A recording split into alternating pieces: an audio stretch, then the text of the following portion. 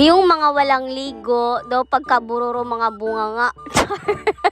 Hello mga Mrs. Wang! For today's video ay pupunta kami ng dagat. Bali hinihintay namin dito si Uncle Ed. Kako pag di siya dumating ay maglalakad na lang kami. Char. Hindi nga kami kakasya ng motor, gawa nga ng marami-rami kami. So ayun, magta-tricycle na lang kami.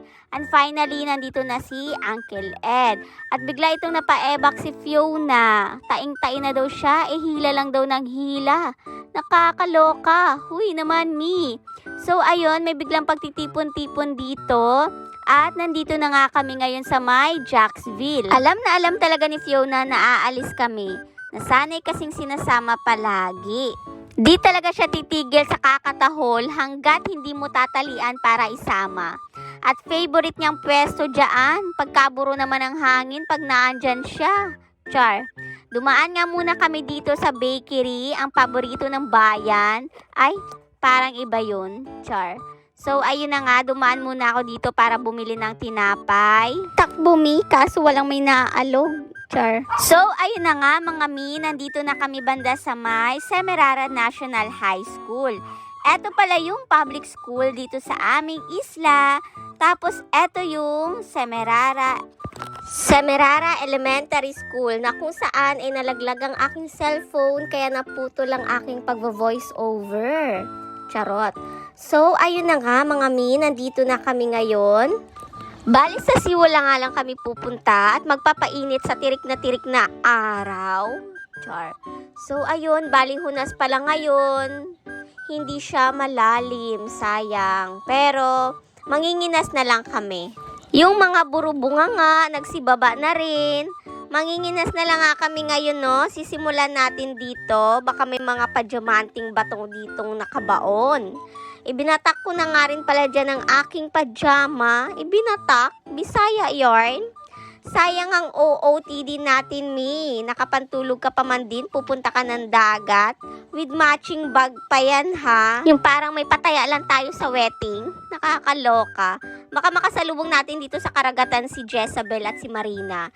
Eh, mabuti ng sure at baka gusto nilang tumaya sa wedding. Char. Pinaliguan na nga rin namin si Fiona. Bali sana yan siya, kaya hindi na rin siya takot sa tubig. Ikaw lang naman tong takot sa tubig dahil kambing ka. Char.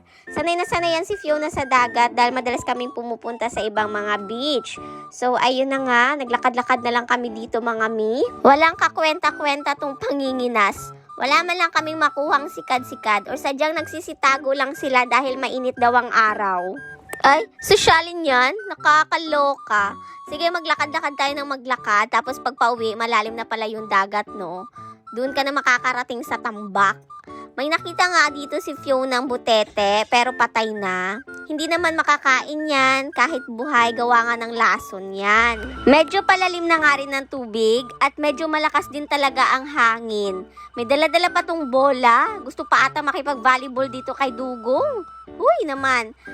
Oh, ayan, liliparin na. Pinapakain kasi ng gulay kung ano-ano kinakain. Nakakaloka. Mas mabigat pa raw itong bola kaysa sa kanya. May hawak-hawak pa kasing bola. Hindi ko alam bakit dinala nila yan. So, ayun na nga, parang hirap na hirap sila dito sa paglalakad. Sige pa, ginusto nyo yan. Maglakad kayo ng maglakad. Kahit wala na kayo may nakukuha. Parang mga timang na kami dito, sige lakad. Sa bandang dako nga roon, finally, ilang taon ng kanilang paglalakbay. Nakakaloka. Parang story time. Ay mayroon kaming natagpuang pakinasin. Eto nga yung balbag kung tawagin sa amin. Pwede na to, kako. Lamang tiyan na din to. Char.